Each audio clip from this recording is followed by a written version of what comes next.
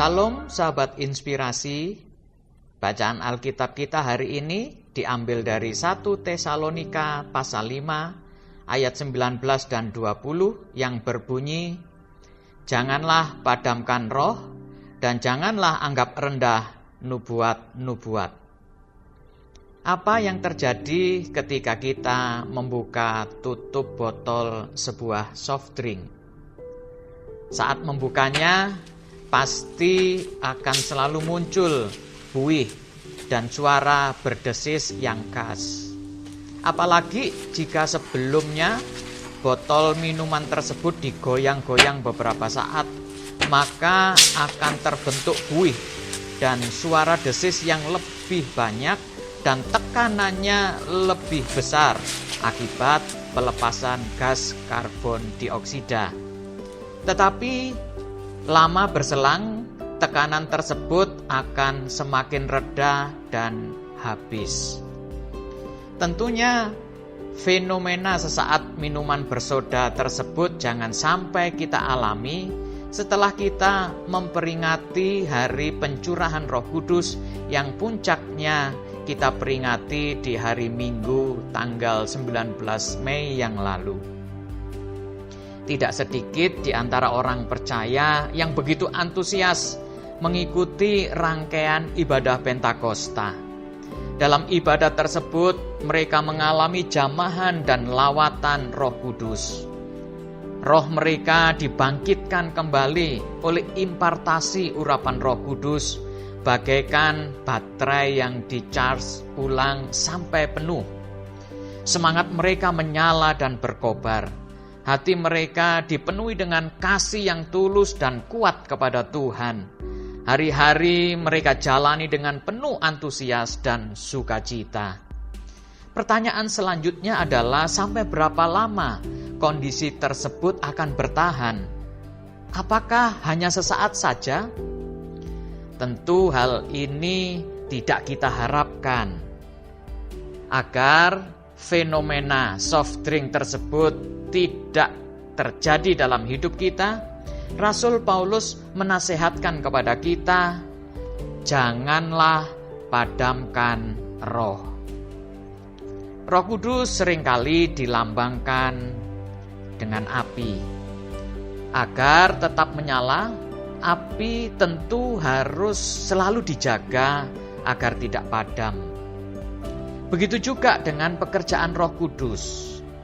Kata memadamkan di ayat tersebut seperti halnya tindakan memadamkan api, menghentikan sebuah proses yang sedang berjalan.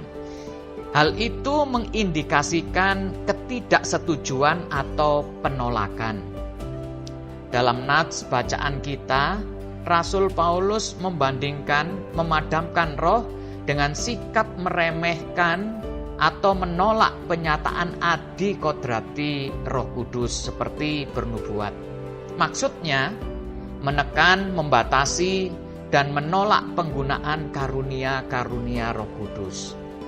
Tindakan tersebut akan mengakibatkan hilangnya manifestasi karya Roh Kudus di antara orang percaya. Dan tindakan tersebut akan akan mematikan pekerjaan Roh Kudus di dalam hidup kita dan juga tentunya gereja Tuhan. Roh Kudus adalah roh yang berkuasa, roh yang aktif, bekerja dan dinamis. Dia telah berdiam di dalam hati kita saat kita percaya kepada Kristus Yesus, supaya kita tetap antusias dan roh kita tetap menyala-nyala.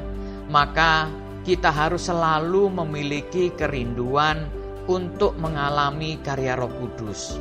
Kita harus selalu membuka hati untuk bergaul karib dengan Roh Kudus, memberi diri untuk selalu mengikuti pimpinan Roh Kudus, mengizinkan Roh Kudus berkuasa atas hidup kita.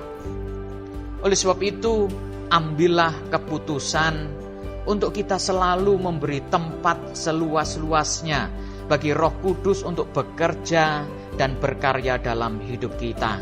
Jangan acuhkan kehadirannya, tetapi sebaliknya, sapa dan rindukan pribadinya setiap saat, setiap waktu, supaya karya Roh Kudus itu senantiasa kita alami dan terjadi dalam hidup kita.